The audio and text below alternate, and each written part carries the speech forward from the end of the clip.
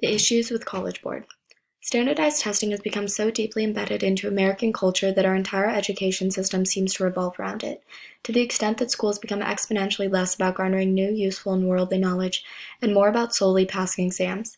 Some of the leading contributors to this warped notion of education and success come from monopolistic corporations like College Board. College Board is an organization that offers a variety of academic opportunities and resources. However, they are most widely known for their administered standardized tests.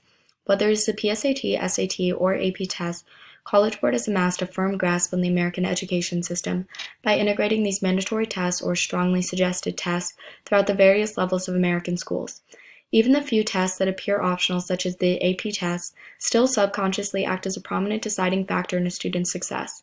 These tests are an attempt to analyze students in order to efficiently understand their current academic level without bias towards outside factors such as wealth, reputation, or background. However, this is often not the case. Currently, as the coronavirus pandemic poses countless social, political, and economic implications on a global scale, measures have had to have been taken in all realms to adjust to the mandatory quarantine policies. During this time of panic and distress, the College Board has decided to maintain some of its current tests and administer them virtually to students. This controversial decision is merely a deeper reflection of how the College Board's methods are subconsciously biased in regards to the financially privileged, as well as genuinely inaccurate predictors of academic value, by now enabling a student's accessibility to outside resources to play an even more prominent role in their ability to succeed. Furthermore, at-home tests are completely ignorant towards the inappropriate testing environment many students will face without access to a proctored and monitored test through their school. By administering their tests virtually with the intent of them being completed within the student's home, College Board fails to recognize that many lower-income students may not only lack access to stable Wi-Fi or household technology, but also that these students' households may be an unsuitable or unstable environment in regards to taking such a time, effort, and energy-consuming test. Resultively, it is highly likely that a student's test scores could be affected or altered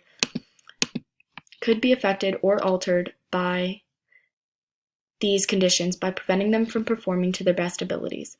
My first and primary claim, is that tests administered by College Board are biased and discriminatory. For those who believe that my previous claims are merely hypothetical, according to Kim Elsesser in a 2018 Forbes article, there is a clear disadvantage within the system determined primarily by a student's racial identity and economic status. In her article, Elsesser asserts that with regard to race in 2018, combined SAT scores for Asian and white students averaged above 1,100, while all other groups averaged below 1,000, and additionally that with regard to income, a 2015 analysis found that students with family income less than 20,000 scored lowest on the test, and those with family income above 200,000 scored highest. These extremely significant gaps were over a 100-point difference on the SAT. And these realities become even more intense with the newly mandated at-home testing put in place by College Board.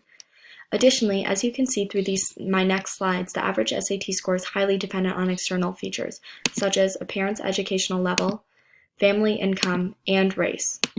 The power accessibility to outside resources holds in regards to College Board testing is dramatic and creates an immensely inaccurate sense of academic value for the privileged.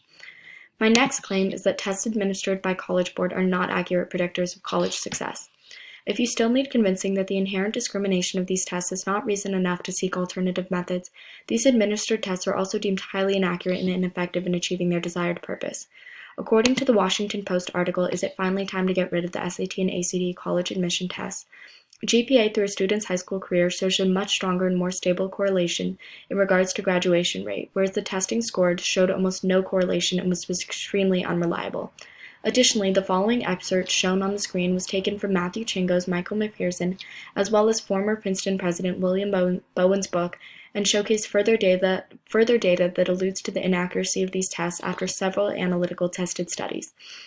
Even numerous well-renowned colleges are beginning to not require these tests and instead establish themselves as test optional, due to these proven points. However, this deeply embedded issue demands national institutionalized change. Even John Bokenstedt from DePaul University, in the quote depicted above, states that academic performance as well as retention and graduation rates are almost identical when comparing test submitters and non-submitters, despite substantial differences in test scores. Now you may be asking yourself, why should you care, or how does this issue affect you? This issue is much more prominent than you assume because it affects the youth in America by assigning faulty levels of worth within younger generations. If we enable organizations like College Board to continue to create inaccurate measures of value within these generations, whether intentionally or not, we are promoting the notion that hard work and talent are less valuable than one's income, race, and background in regards to success. Additionally, if you don't feel particularly inclined to engage in the issue at hand, think about the issue politically. Because many people within positions of political power are products of well-renowned colleges that utilize these tests that are biased towards people of lower incomes and racially diverse students, many minorities continue to be increasingly underrepresented in government, and unless we all recognize the issue and take part in ameliorating its negative implications, this inequality and division will remain. Corrupt, misleading, and inaccurate testing like the ones administered by College Board are merely one example of deep-rooted discrimination within America. By fostering these environments that subconsciously enable those with wealth and privilege to thrive, and those without to fall victim to the nation's deeply embedded racial and economic prejudice.